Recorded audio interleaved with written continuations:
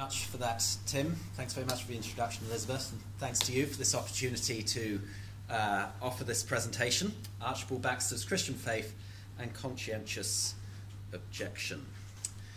Archibald Baxter, as we've already heard, is New Zealand's most famous war resister.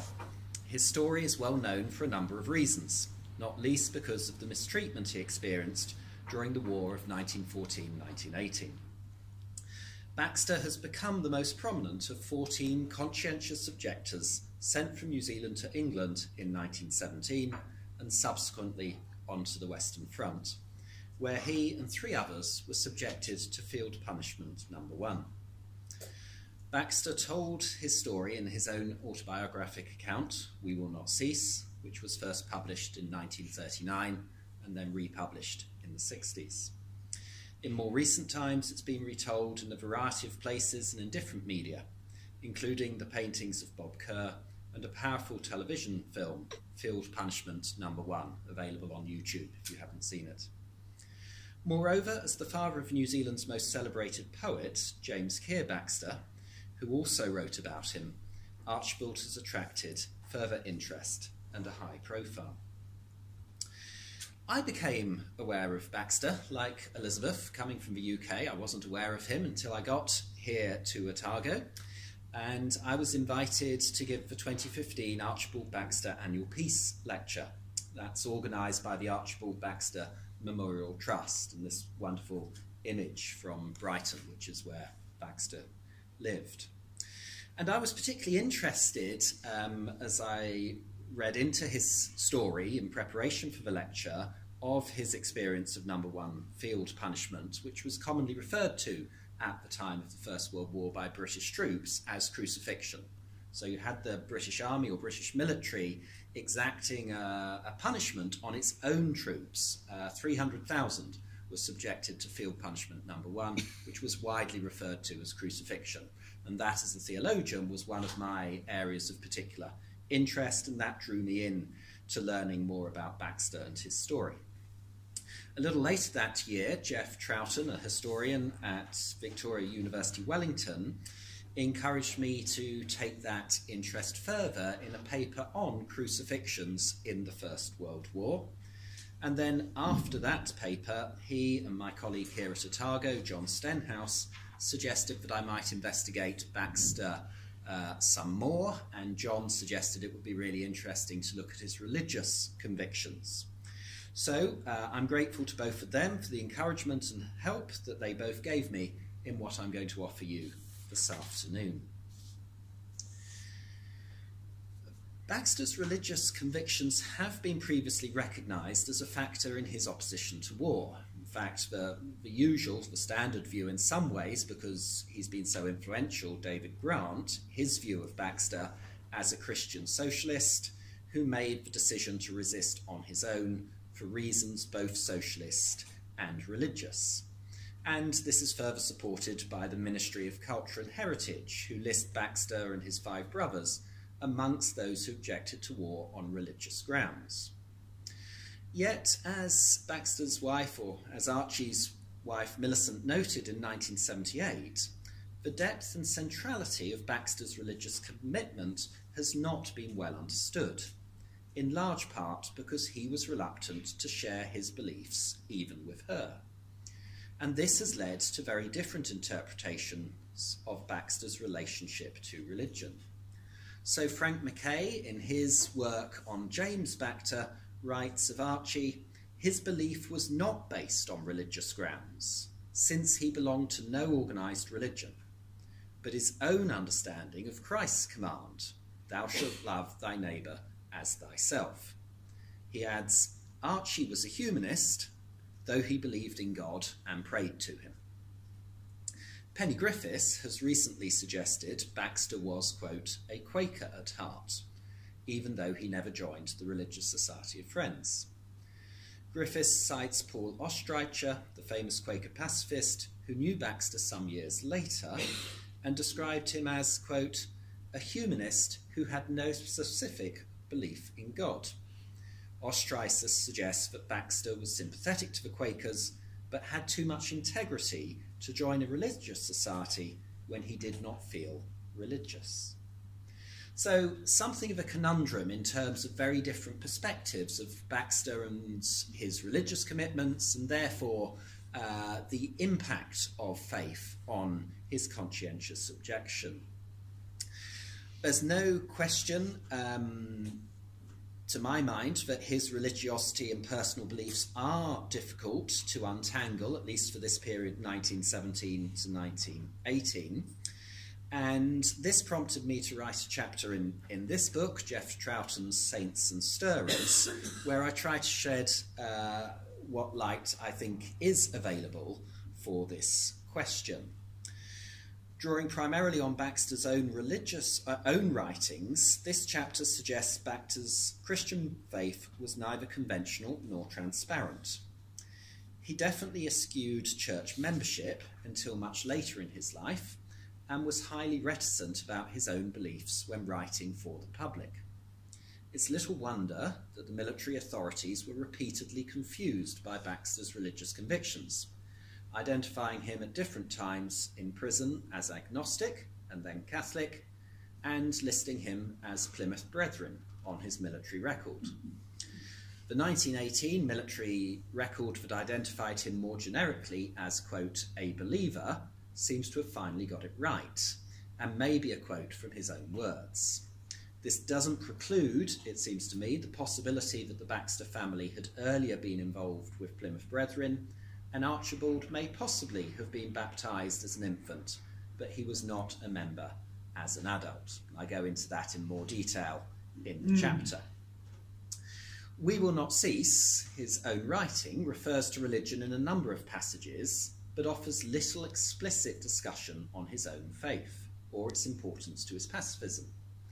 In some places, the book seems to downplay or omit references to religion, which are clearer in his other writing. When religion is mentioned, Baxter is usually more explicit on what he was not than what he was, and in many places his writing is open to different interpretations. He never unambiguously offered his religious beliefs as the basis for his objections to war. It's therefore understandable that some have suggested that Baxter did not have a personal faith or belief in God. However, despite the inevitable challenges his writing creates for understanding his beliefs, there is sufficient evidence to conclude, I think, that his belief in God and Christian faith was a significant factor in his moral outlook and in his opposition to war. And I suggest 4 key pieces of evidence to support this interpretation. First, in his own words in a letter to his parents in 1918, which record his belief in prayer and a fairly conventional Christian expectation of an afterlife. In this, he promised that his family's prayers for him were not in vain, and that, quote, I will pray for you all to the last.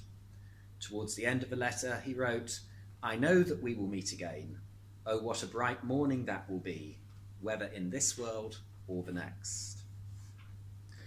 Likewise, his testimony in Holland's collection, Henry Holland, who collected testimony from conscientious objectors who have been mistreated and published these in Armageddon or Calvary in 1919, opens with a statement on the underlying principles of his pacifism. In this, Archie explains that his intention is not to publicly parade my opinion or principles, but simply to make a plain statement of facts. He then addresses his objections to war. I am against war on this ground, and I wonder that any sane person who knows the destruction, the degradation, the misery and the sorrow caused by war can regard it as anything else than diabolical in the extreme. Now that's a good example, I would suggest, of how it's quite difficult to gauge exactly how religious he is. Does he have a strong meaning behind diabolical, that he really believes that this is associated with the devil, or is that just a figure of speech? But this, I think, from the same testimony is much clearer.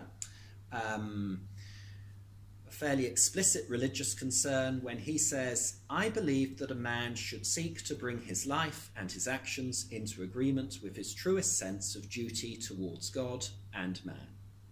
I believe that the soul of man is not and cannot be subject to any earthly state, for no earthly state is perfect.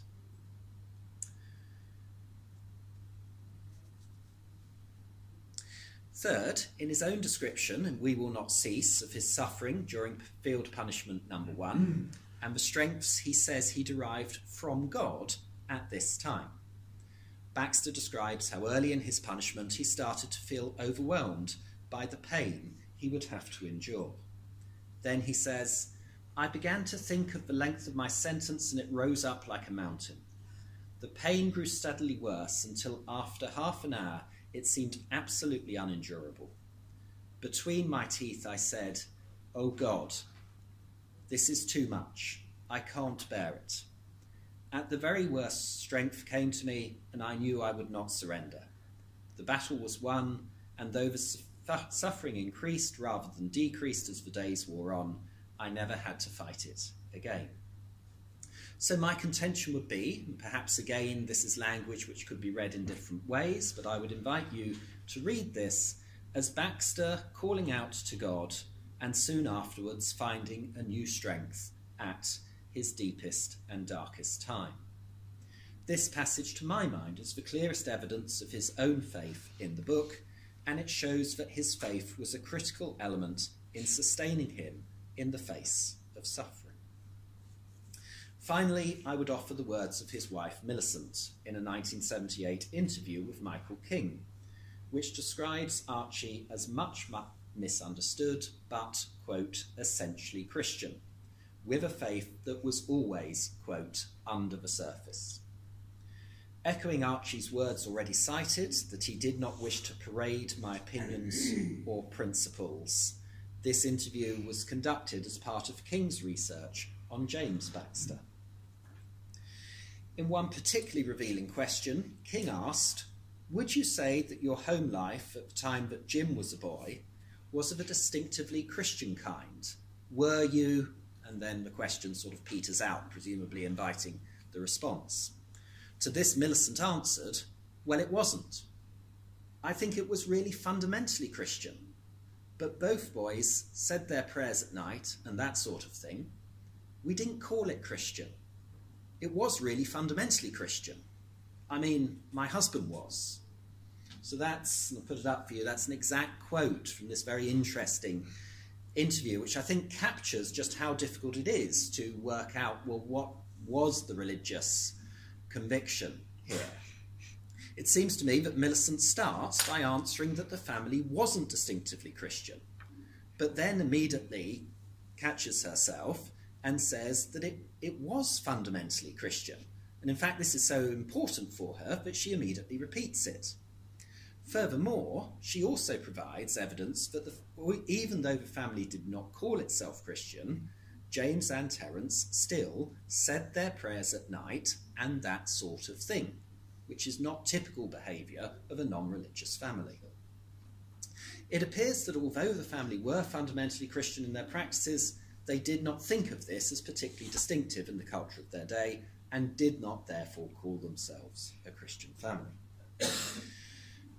Millicent also told King that many years later she managed to get Archie's medical file from 1918. She comments on a phrase in the record which states that Baxter was very fond of religion, which she says is a funny way to put it. Millicent notes, "He said he was a believer. Well, I think that it shows it's sort of under the surface all the time, all through that book." In Millicent's view, this reserve meant that most people did not see the Christian dimension of "We Will Not Cease." I mean, he wasn't explicit about it, and that was the peculiar thing about his spiritual side, that even I, who knew him best of any, better than anyone else could, I didn't get into that at all hardly. He was so reserved on it. She returns to this later in the interview. Well, it's difficult to know because I didn't really know what his spiritual feelings were. Spiritually, he was terribly reticent. He could rise to heights I couldn't, and in some ways, he was a mystic. In light of this evidence, one of the puzzling features is why the evidence that he was religious has not had more influence on those who have suggested that Baxter was not religious. Admittedly, the interview with Millicent may not be well known, but Baxter's own writings are readily available. The tendency to ignore completely, or minimise at least, what he says about the role of Christian belief in his own words is, I think, quite remarkable. So, against this background, moving on and building from the chapter, what I thought I would add in this paper is just a few remarks on when, much later in his life, in his 80s, he does make an explicit religious commitment through a conversion to Catholicism. And that happens in 1965. Now, for this part of the paper, I'll be drawing particularly on Penny Griffith's wonderful book on Millicent Baxter and her account of it. And I'll offer just a very brief overview of the decision that Archie and Millicent made, and then just comment on how I think it supports the broad interpretation I've offered in my own chapter. So in late 1964 or early 1965, Archie was admitted to the Mater Hospital, which was then on the Royal Terrace here in Dunedin, for a minor eye operation. While he was there, he asked to meet the chaplain, Father Seller, and they quickly developed a cordial social relationship. After Archie was discharged, Father Seller took weekly drives out to visit both Archie and Millicent in Brighton. The relationship between the three of them deepened, and Archie told Seller he wished to explore Catholicism. He appears to have believed that Millicent would be less enthusiastic about this step, but it turned out that she was thinking along similar lines, though possibly without quite the same enthusiasm. But in any case, Seller continued to meet them both each week and provided them with preparation for baptism and reception into the church. They were strongly supported in this by their son James, who had himself become a Catholic in 1958. After a few months, Archibald and Millicent felt ready to be baptised, but according to Griffith, a final obstacle now presented itself. Could they remain pacifists and at the same time be Catholics? Griffiths indicates that they found their answer in Pope John XXIII's encyclical Pacem in Terris, Peace on Earth. The encyclical had been published 11th April 1963 and was titled Establishing University Peace in Truth, Justice, Charity and Liberty. Reassured by the strong papal teaching on peace, Archie and Millicent were received into the church on 3rd July 1965.